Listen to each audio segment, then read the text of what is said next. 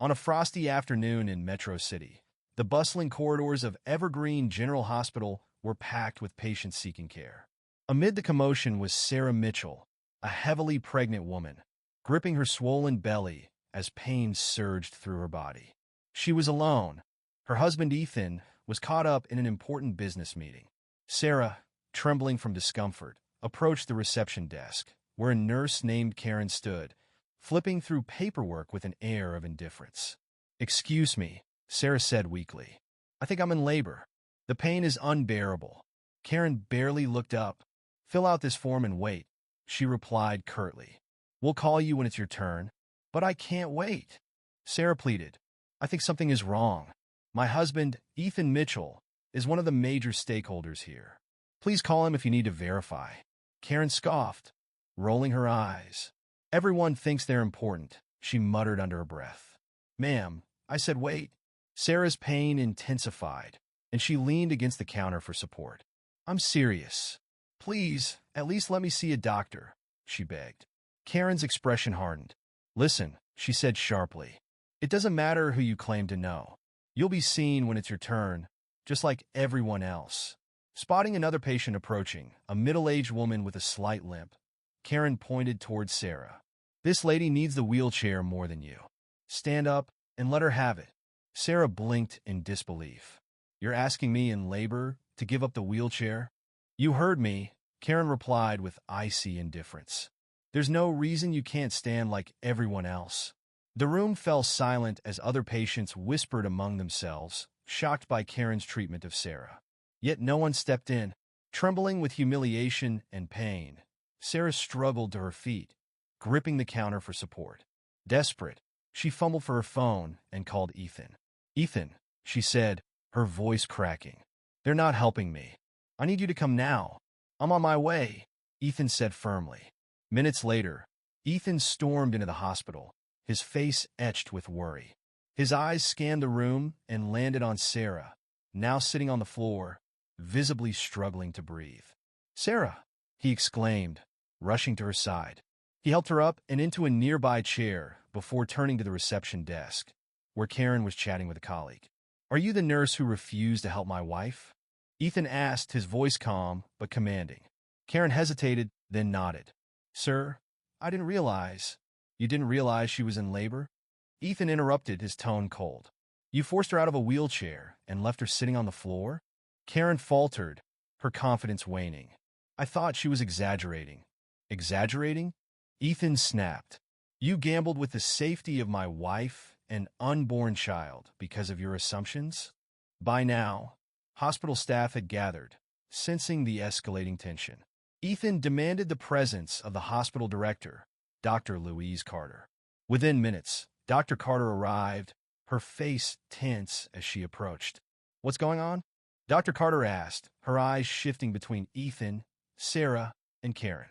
"My wife," Ethan said, pointing at Sarah, "was left to sit on the floor while in labor because of this nurse's negligence and prejudice. She was humiliated and endangered." Dr. Carter turned to Karen, her expression grave. "Is this true?" Karen stammered, "I didn't mean for it to escalate. I thought she was being dramatic."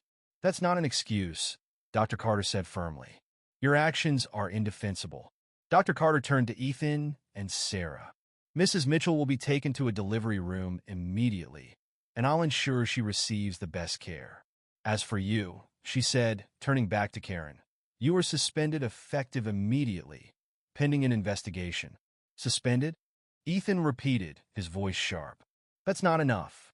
This is systemic negligence, and it needs to be addressed." Dr. Carter nodded solemnly. "You're right. I will personally oversee the review of our procedures and staff training to ensure this never happens again." Sarah was soon taken to a delivery room, where she gave birth to a healthy baby boy after several hours of care. Ethan remained by her side, but the weight of what had happened still lingered.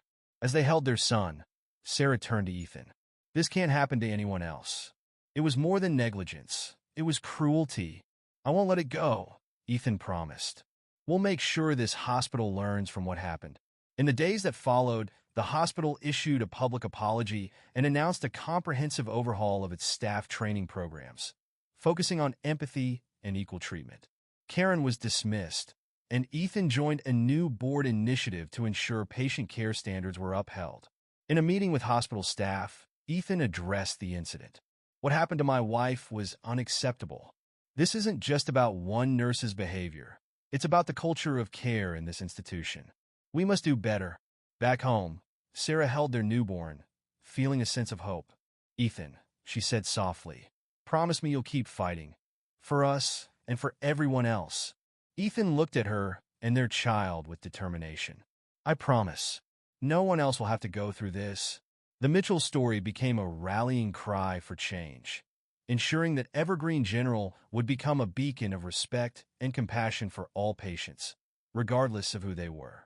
As the weeks passed, the Mitchells found themselves at the center of a movement for systemic reform at Evergreen General Hospital and beyond.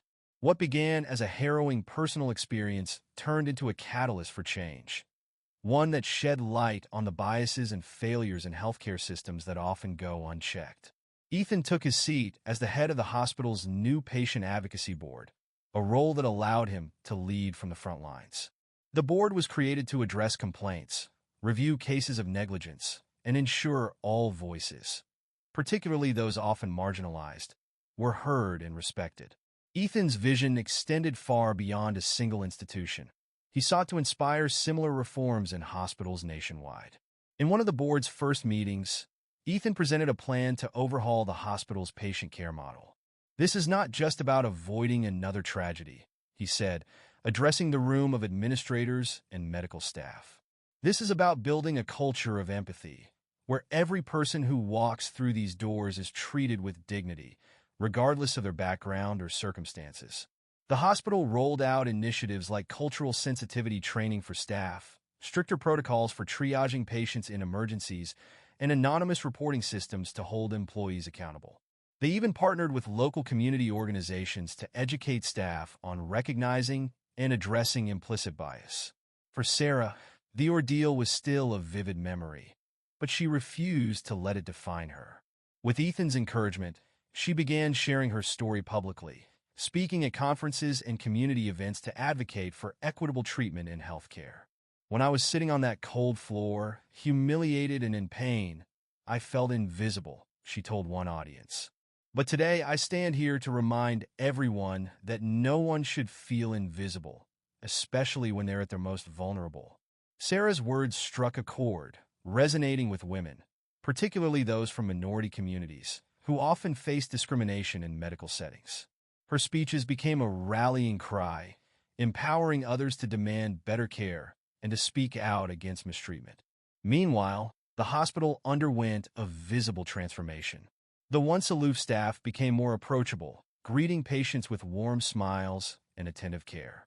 Nurses and doctors began holding monthly forums to listen to patient feedback directly, creating an open dialogue that fostered trust. The atmosphere shifted from one of rigid efficiency to one of compassion and collaboration. The changes extended to Linda, the nurse whose actions sparked the incident. After her dismissal, she attended mandatory training programs on patient care and implicit bias. Months later, she reached out to the Mitchells to offer a heartfelt apology. I was wrong, Linda admitted in a handwritten letter. I failed to see you as a person in need, and I let my assumptions cloud my judgment. I'm truly sorry for the pain I caused. Though it took time, Sarah and Ethan forgave Linda, recognizing that true change required accountability and growth. Forgiveness doesn't erase what happened, Sarah told Ethan one evening, but it allows us to focus on what comes next. What came next was a ripple effect.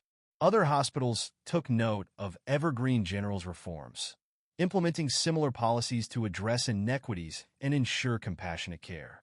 Ethan and Sarah received invitations to share their journey on a broader stage, with Ethan often saying, "We're not here to point fingers. We're here to make things better." At home, life was quieter but filled with purpose. The Mitchell's son, whom they named Gabriel, was a constant reminder of why they fought so hard. As Sarah held him in her arms one evening, she marveled at how something so precious had come out of such a dark moment. "Gabriel," she whispered, "you're proof that even in pain, we can find hope." Ethan joined her, placing a protective arm around both of them. He'll grow up in a better world, Ethan said, his voice steady. One where people are treated with fairness and humanity, because we won't stop fighting for it. The Mitchell story became a testament to the power of resilience and the importance of standing up against injustice. Their journey wasn't just about changing a hospital. It was about transforming mindsets and creating a legacy of compassion.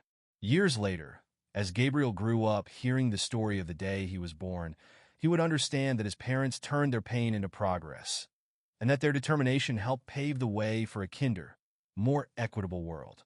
And for Ethan and Sarah, that was the greatest victory of all.